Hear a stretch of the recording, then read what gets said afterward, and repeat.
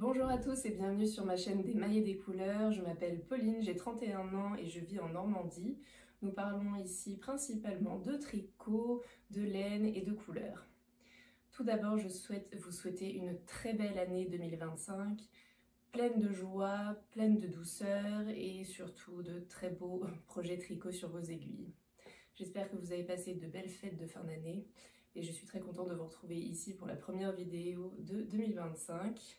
Nous allons faire un petit bilan sur mes tricots de l'année 2024 et je vais vous présenter les projets que j'aimerais réaliser en 2025. Commençons déjà par un petit bilan sur 2024. Je crois que c'est l'année où j'ai le plus tricoté. J'ai été très inspirée par de beaux modèles qui sont sortis et par de très belles laines que j'ai pu découvrir, des nouveaux designers. Enfin, ça a été vraiment une année de tricot bien remplie. J'ai fait un petit bilan sur tout ce que j'ai fait en 2024.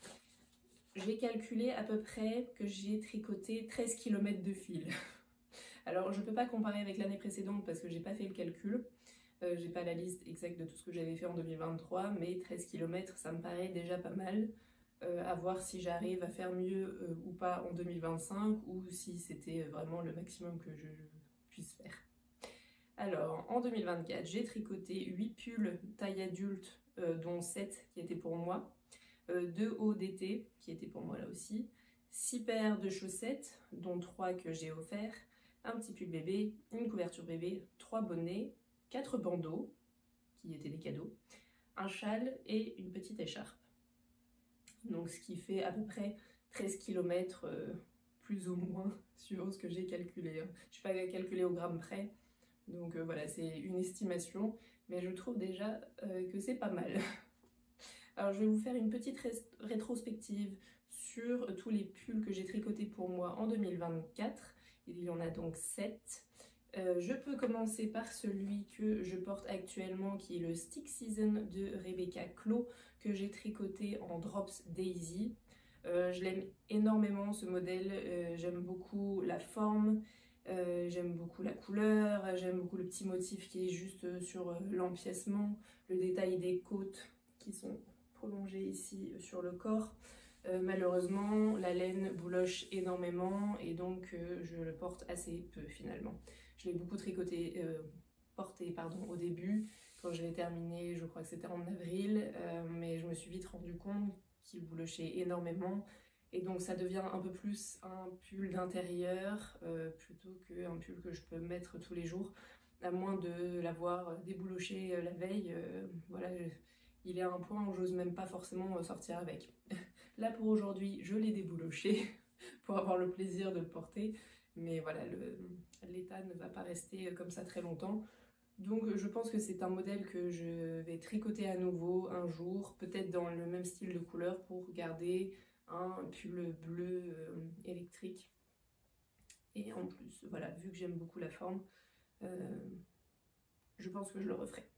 Alors ensuite, je prends ma petite pile de pulls. Nous avons tout d'abord, ça a été le premier terminé de 2024, il s'agit du Sundial Sweater de Iris Makes que j'ai tricoté dans la base Equinox de Les Chevaux Solidaires, qui est un mélange 50% soie, 50% yak. J'adore ce pull, il est très doux, très soyeux, vraiment le tombé de la laine est canon, très agréable à porter. Il a été un peu fastidieux parce que avec 50% de soie, le fil glissait pas mal et tricoté en 3,5, voilà, il m'avait pris un peu de temps, mais je suis quand même très fière de ce pull là et je porte beaucoup. On a en deuxième le Sunday Sweater de Petite Knit que j'ai tricoté en Drops Alpaga en double. Et celui-ci, il était monté en 15 jours sur des aiguilles 5,5, c'était vraiment allé très vite. J'aime bien, c'est un gris clair, donc une couleur vraiment basique que je peux porter très facilement. Et celui-là, j'ai beaucoup aimé le tricoter aussi. Alors, nous avons ensuite le pull Majorelle d'Atelier Émilie que j'ai tricoté dans un mélange de Tinctura laine. C'était ces bases Tinctura sock et Tinctura yak lace. J'adore la couleur, c'est un très beau vert canard, bleu vert canard, je sais jamais comment on dit. Le mélange donne vraiment un pull super doux, très agréable à porter et j'adore. Je crois que j'aime tous mes pulls que j'ai tricotés en 2024. Mais voilà, celui-ci aussi, très bon modèle à tricoter, très bon basique à avoir. En parlant de basique, j'ai ma première version du Tolsta Sweater de Rebecca Clow que j'avais tricoté ici dans la version 4ply manche longue avec des restes de Drops Alpaga. Des restes que j'avais de précédents pulls et gilets que j'avais pu tricoter, ce qui m'a permis de descendre mon stock de restes d'alpaga. J'étais très contente. Et là, on est sur une forme de pull raglan, très bon basique aussi à avoir dans sa garde-robe. Et j'avais longuement hésité sur les rayures à réaliser. Je ne savais pas si je voulais faire plusieurs petites rayures ou juste 3 blocs comme ça en blanc, gris et noir. Et finalement, je suis très contente d'avoir choisi cette option-là. C'était ma première idée et ça fonctionne très bien. On arrive sur les deux petits derniers de 2024 que je vous avais déjà présenté en vidéo aussi, je pense. Il s'agit ici du Whitmore Sweater de Emmy Lowden que j'ai tricoté avec 2 fils de Drops. Je l'ai tricoté avec la Drops Alpaga et la Drops Brush Alpaga Silk. C'était mon premier pull avec de la dentelle et j'ai beaucoup aimé faire ce pull aussi. Je le porte pas mal aussi. J'adore la couleur. Il me manquait un vrai vert sauge dans ma garde-robe et comme je porte énormément de vert, celui-ci était attendu avec impatience. Et voilà, c'était très sympa de faire un peu de dentelle. Je pense pas refaire prochainement un pull avec de la dentelle, c'est pas ce que je préfère, mais en tout cas celui-ci, en plus c'est un modèle qui a été beaucoup réalisé. Voilà, c'est une très bonne référence à avoir dans sa collection. Et le petit dernier de 2024, et pas des plus discrets, nous avons le NYX Sweater de Rebecca Clow. Donc c'est le premier pull que je réalise entièrement en jacquard et je l'ai réalisé en Double Sunday de Sandnes Garn. J'ai beaucoup aimé tricoter ce pull. Ce orange m'a mis de la couleur dans l'automne-hiver très frisqué normand. Et j'aime beaucoup le porter. C'est pas le plus facile à porter tous les jours parce que le orange c'est pas le plus facile à porter tous les jours, mais je suis très fière d'avoir un pull tricoté entièrement en jacquard. Il est très chouette et il fait son petit effet. Voilà. Voilà pour mes pulls réalisés en 2024. Sur les autres tricots, on va dire, qui m'ont marqué, j'ai eu le châle, le Skove Punch Shawl que je vous avais présenté dans ma dernière vidéo que j'ai terminée là en décembre. Vu que c'était un modèle où j'ai pu découvrir de nouvelles techniques, de nouveaux points. C'était très sympa et puis dans une laine aussi canon, un mélange mérino soie très agréable à tricoter. Dans l'ensemble, je suis fière de l'évolution que mes tricots ont eu au cours de l'année. Je me suis lancé quelques challenges, voilà, j'ai essayé de faire des choses un peu différentes, de tester des constructions différentes. Et pour ça, je suis très contente. Et je pense que l'année 2025 restera dans cette même lancée. J'espère me perfectionner et découvrir de nouvelles techniques. Et je vais vous présenter ce que j'aimerais réaliser dans l'année qui vient. Tout d'abord, je vais commencer par vous parler d'ouvrages pour lesquels j'ai de la laine. Voilà, j'ai de la laine en stock, oh surprise. Et voilà, je pense que ça sera dans les premiers modèles que je vais réaliser cette année. Je vais profiter de ce que j'ai en stock. L'idée c'est quand même de pouvoir utiliser au maximum son stock, hein, on essaye. Donc dans un premier temps, je souhaite réaliser un pull à l'aide du livre de Mylène Folie Ordinaire, donc adapter un patron de tricot à sa morphologie et à son style. Je souhaite réaliser la version avec un col roulé, le yoke avec les rangs d'augmentation et je pense des manches droites et le corps droit aussi. Et je vais le réaliser avec un très beau fil de Yarn by Simone. C'est le mélange 60% 20, 60% mérinos, 20% soie, 20% yak en déca coloris Madame Rêve. Un très joli bordeaux. J'ai hâte de monter ce projet-là. Je pense que ça va être très agréable à tricoter. Il devrait monter relativement vite parce que c'est un fil déca, donc je vais le tricoter en 4. Et ça va être assez simple, principalement du jersey. Et j'ai hâte d'avoir un nouveau pull bordeaux à ajouter dans ma garde-robe. Ça va être le prochain projet qui sera monté sur mes aiguilles quand j'aurai terminé ceux qui sont déjà sur mes aiguilles. J'ai hâte de voir ce que ça donne. Comme deuxième projet que j'aimerais réaliser en 2025, j'aimerais réaliser un pull en jacquard. Il s'agit du Baffin Jumper qui vient du livre Arctic Knits de Petite Knitteur et de son vrai nom Wei Chien Chan. C'est un livre dans lequel vous avez des modèles de pulls, de chaussettes, de bonnets et de moufles à réaliser en jacquard. Et moi j'aimerais beaucoup réaliser celui-ci. Et pour le réaliser, j'ai deux fils que j'avais trouvés au fil de la Manche l'année dernière. Il s'agit de la base 100% Merino Superwash, le Comfy Merino de Martin's Lab. Et le coloris principal sera ce très joli rouge qui est le coloris Ourok, ainsi que en contrastant le Jack Rabbit. On va avoir encore du rouge. Mais j'ai hâte d'avoir ce modèle-ci. Je pense que le mélange rouge et beige de ces deux laines fonctionnera très bien. J'attends juste de voir au niveau de l'échantillon si je tombe bien ou pas. Mais en tout cas, je pense que ça sera mon premier jacquard de l'année. J'ai hâte de voir ce que ça donne aussi. Ensuite, je vais parler plus là d'un petit projet d'été. Donc ça, je pense que je verrai ça un peu plus tard, peut-être en avril ou en mai. Je voudrais réaliser le Cumulus Tee de Petite Knits, qui est un t-shirt avec un col V et des manches qui tombent, manches courtes mais qui tombent assez bas quand même sur les bras. Et je voudrais le réaliser avec le fil qui est recommandé dans le patron, qui est un fil de Knitting for Olive. C'est le 100% bourrette de soie. Donc c'est le pur silk, et ici on est sur le coloris cool, donc c'est presque un noir.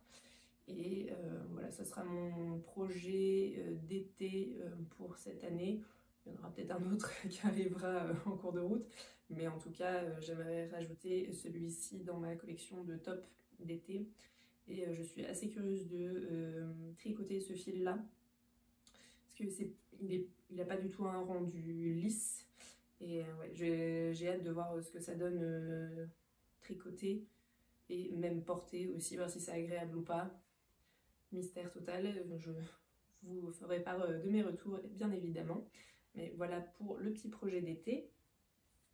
Et sinon, c'est un projet que j'ai envie de réaliser depuis déjà au moins 2-3 ans, mais j'ai pas encore osé m'y mettre. C'est un modèle qui est dans le premier livre de modèle tricot Harry Potter. Il s'agit des moufles Expecto Patronum, voilà, qui sont des petites moufles en jacquard. Et j'ai pour réaliser ce projet-là de la Merino Yak de la marque Regia. Donc on est plutôt sur un fil chaussette normalement. J'ai ces deux verres-là depuis un petit moment maintenant. Bon, je sais que si jamais je réalise pas les moufles ou si je décide de les faire dans un autre fil, c'est de la laine chaussette, donc je pourrais toujours réaliser des chaussettes avec. Mais je serais assez curieuse de voir ce que donne le jacquard avec ces deux fils-là. Donc on est sur un mélange 58% laine, 28% polyamide et 14% yak. Voilà, je pense que le coloris principal sera le foncé et le coloris contrastant pour le motif avec le clair. Je pense pas réaliser ce modèle là tout de suite. Ce sera, je pense, plus pour l'hiver prochain. Bon, vu que ça fait déjà un moment qu'il est sur ma liste de projets à tricoter, j'espère pouvoir le rayer de ma liste à la fin de l'année. On verra ça. Ça serait pas mal quand même, parce que j'ai pas de moufle en plus, donc voilà. Mais c'est juste, je crois que c'est le jacquard sur des aussi petites aiguilles, c'est comme sur les chaussettes, j'ai pas encore fait le jacquard, j'ai un peu peur de la tension. Et puis il y a le pouce aussi où il faut gérer, il faut que j'apprenne soit à faire du vrai magic loop ou à utiliser des doubles pointes. Voilà, ça sera peut-être réalisé en fin d'année ou pas, je sais pas suivant mon humeur, mais en tout cas j'aimerais bien utiliser ces laines aussi parce que ça fait un petit moment que je les ai dans mon stock, donc voilà, on verra. Et sinon, alors ça c'était les projets pour lesquels j'ai de la laine. J'ai encore de la laine en stock, ça me fait... Il n'y a pas de doute, mais en tout cas là c'est les modèles pour lesquels c'est sûr que j'ai de la laine, c'est la laine qui est prévue pour ces projets là et je pense pas que ça changera. Après j'aimerais utiliser au maximum les mini que j'ai eu pendant mon calendrier de l'Avent de laine et chaudron par exemple, mais j'ai pas encore de projet arrêté, donc on verra ce que j'en fais. Et sinon j'ai quelques projets aussi que j'aimerais réaliser mais dont j'ai pas la laine encore, alors en partie, à voir si je peux pas utiliser une partie de mon stock pour les réaliser, mais j'aimerais au moins réaliser un pull entièrement texturé pendant l'année, donc c'est-à-dire un pull entièrement en jacquard par exemple, non pas en jacquard, en torsade par exemple, voilà, enfin vraiment avec de la texture et des points différents. J'ai par exemple dans mon stock de patron, j'ai le Lauder de Rebecca Clou qui est un pull entièrement réalisé en torsade. Sinon, Petite Knit, on a sorti plusieurs qui sont très sympas aussi, comme le Moby ou le Ingrid Sweater, ou même plus récemment le Dogmar Sweater, que j'aime beaucoup, et j'aimerais bien me lancer le défi de réaliser un pull voilà, entièrement texturé et sans zone de juste du jersey mode zéro cerveau. Là, ça serait mon pull challenge de 2025, je pense. Sinon, j'aimerais beaucoup réaliser le Field Sweater de Camilla Bad aussi. Ça fait un petit moment qu'il est sur ma wishlist. J'ai pas encore la laine pour. Et en fait, jusqu'à maintenant, je ne l'ai pas réalisé parce que la technique pour réaliser les grains me faisait un peu peur. Et j'ai regardé des tutos sur YouTube et finalement, ça n'a pas l'air si compliqué que ça.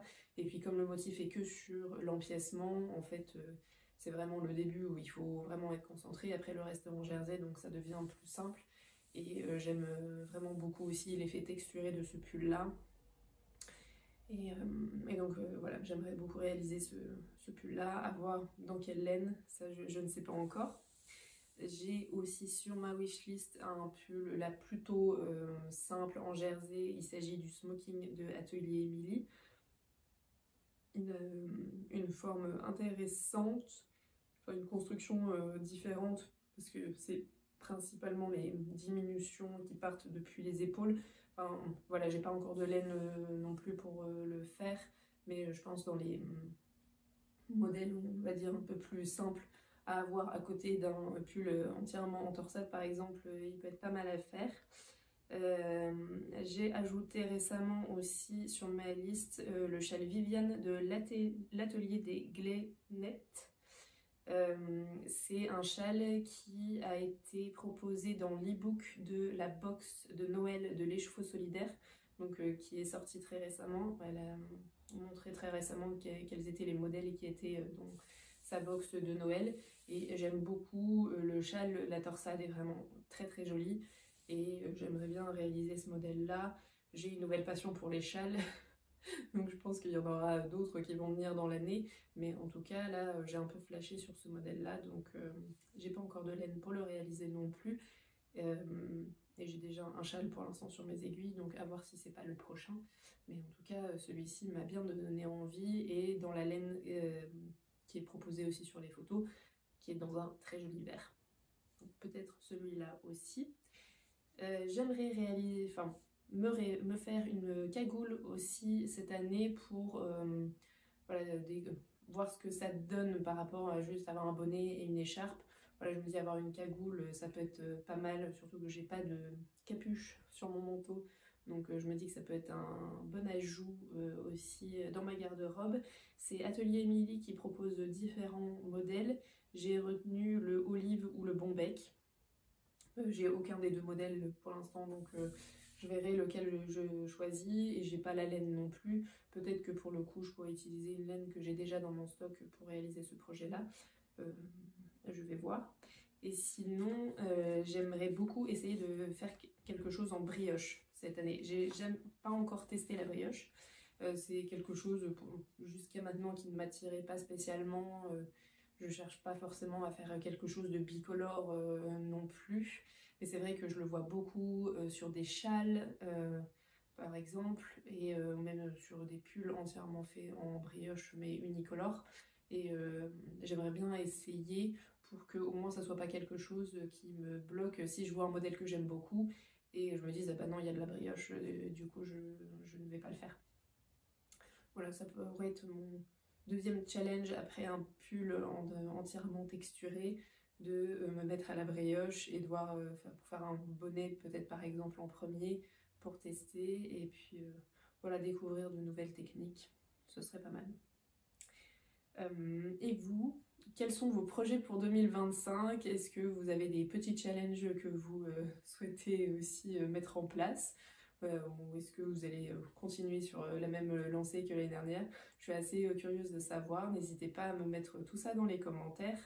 Et voilà, quels sont vos projets, en tout cas rêvés pour cette nouvelle année? Voilà, moi en tout cas j'ai hâte de me mettre à tout ça. Bon, j'ai encore 2-3 choses à terminer avant de me lancer dans ces nouveaux projets, et que je vous présenterai dans une prochaine vidéo. Voilà, j'espère que ce petit récapitulatif de 2024 et la nouvelle page qui s'ouvre sur 2025 et ces nouveaux projets vous aura plu. J'espère que vous allez bien, que ce début d'année se passe bien pour vous tous. Merci pour votre soutien sur ma chaîne, pour vos likes, pour vos commentaires, et on se retrouve très bientôt pour une prochaine vidéo. Bye!